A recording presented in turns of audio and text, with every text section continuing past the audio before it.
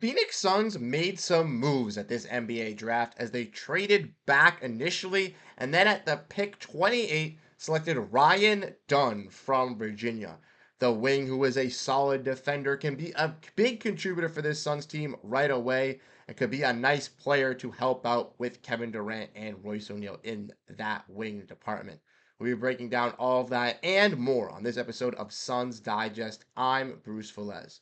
You guys have been absolutely fantastic, showing us our love and support over here. And that number has been dwindling down. So if you guys want to make sure you stay up to date on everything around this Phoenix Suns team, make sure you hit that subscribe button, as 79% of you guys who watch these videos are not subscribed. Without further ado, let's dive into the video at hand. Make sure to grab a snack.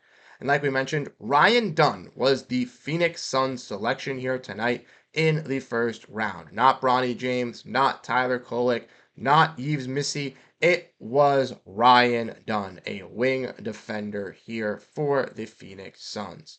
If we want to look at this, we can go over what happened at the beginning of the night, which is when Denver has traded up for Phoenix's 22nd pick. The Suns did make a smart move doing this by trading back, getting 28 and 55, or 56, excuse me.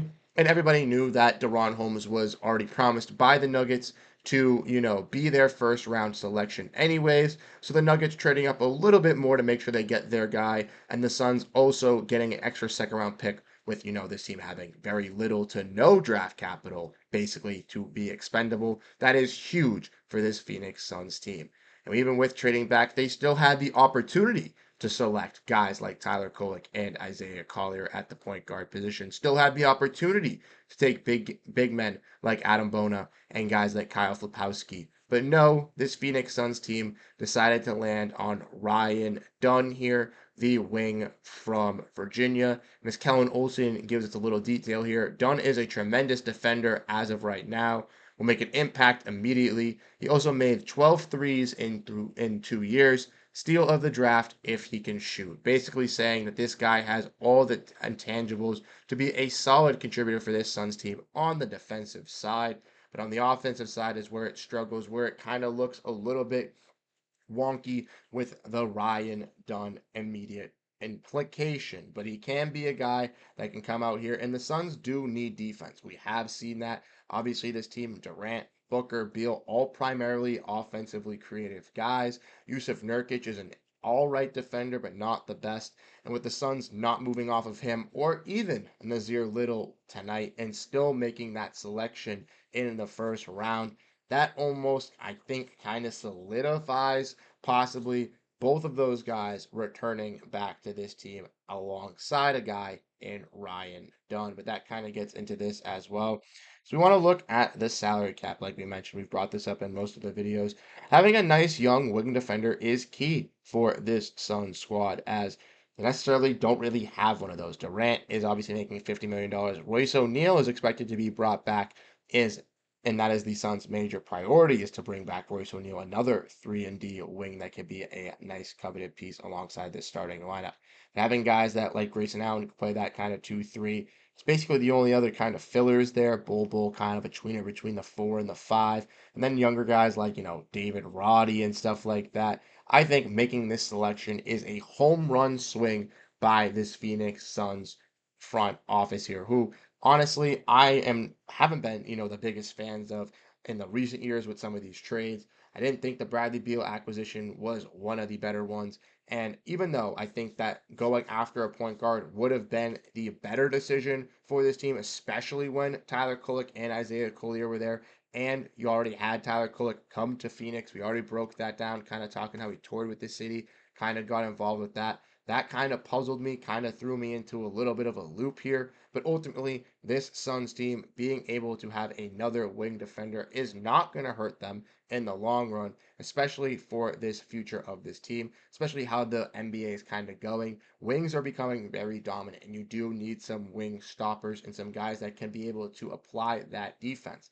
And the Suns have the offense already on the go with their big three, but they do lack that size and that defensive physicality. So a guy like Ryan Dunn kind of seemingly fitting his way in there from Virginia could be that impactful defender that the Suns do desperately need and have been looking for. Maybe he can turn into be a guy like a Jaden McDaniels, kind of be a guy like a Herbert Jones, a type of impact defender, and that's truly what we would love to see come over to Phoenix. Since we've honestly lost Mikal Bridges, we haven't had that impactful big beast of a defender at the wing position. Kevin Durant obviously is a solid defender, don't get me wrong, but like I mentioned, he's a better offensive contributor than he is on the defensive side. He can still get blocks, he can still play defense. But having that guy that can really muscle down and play that defense is solid.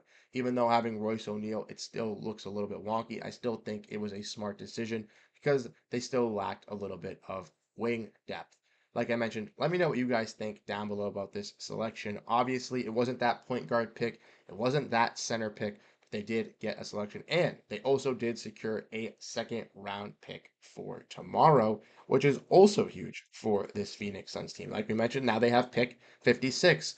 They did not have that previously. They did not have a second round pick in this draft. So now having a second round pick is huge in addition for this Suns team because now you just have additional capital, an additional piece to add. Like we mentioned, some guys are coming off this list and not returning to this squad. A lot of you know Drew Eubanks has declined his player option. Eric Gordon is most likely gone as well. So this Suns team will have some open roster spots, will have some flexibility. And even though they are tied to that second apron, possibly going after some younger guys in the draft with this new G League team coming in as well is definitely not a bad look or a bad direction for this Suns team. Once or depending on how this season goes, you go and get some veterans in free agency, try to make a winning push. But if something doesn't happen, if it all doesn't click, if it all doesn't go right, then you have that kind of back plan to fall back on, possibly even talk to the Houston Rockets and try getting your picks. I know that we've released the videos talking about that. Matt Ishbia obviously shuts it down. It was not happening anyways, and in those videos, we stated that it wasn't going to happen anyways.